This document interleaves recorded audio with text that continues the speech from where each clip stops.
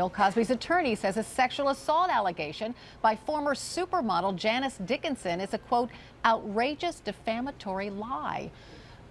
Cosby attorney Marty Singer gave that response to TheWrap.com.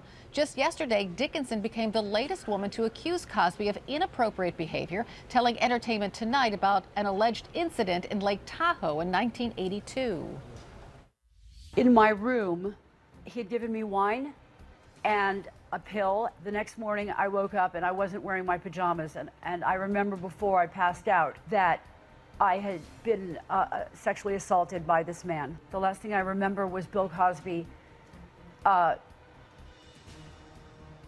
in a patchwork robe, dropping his robe and getting on top of me. Cosby has never been charged and has repeatedly denied such allegations. However, back in 2006, Cosby did settle with one of his accusers out of court for an undisclosed sum of money. A man by the name of Bruce Castor was the district attorney at the time. He says because Cosby's accuser did not go to the authorities for a year, it ultimately hurt her case.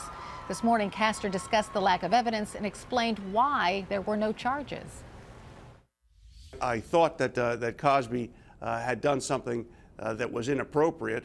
Whether it was illegal in the sense that I could prove it beyond a reasonable doubt became the next question, and I didn't have that last piece. I wanted something else.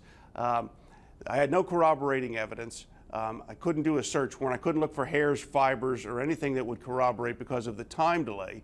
And I was given some information about other potential victims, but all of them were from far in the past, and none of them had resulted in arrests. So I couldn't use even any stretch of the imagination, what we call common scheme, plan, or design, because there was nothing unique about it. Was it virtually impossible for him not to file charges? You know, Carol, I wouldn't say impossible. What happens is prosecutors bring forward cases in the event that they feel they have enough evidence to prove the charge beyond a reasonable doubt. Now, what Mr. Castor was talking to and about was he was talking about the issue of physical evidence. And when you talk about physical evidence, of course, Carol, that's strong because it's corroboration, okay? So in the event that a woman is raped and she goes forward immediately, you have maybe hair and fibers and other samples you can use, but there's other evidence that's equally compelling and powerful, Carol. What am I speaking about?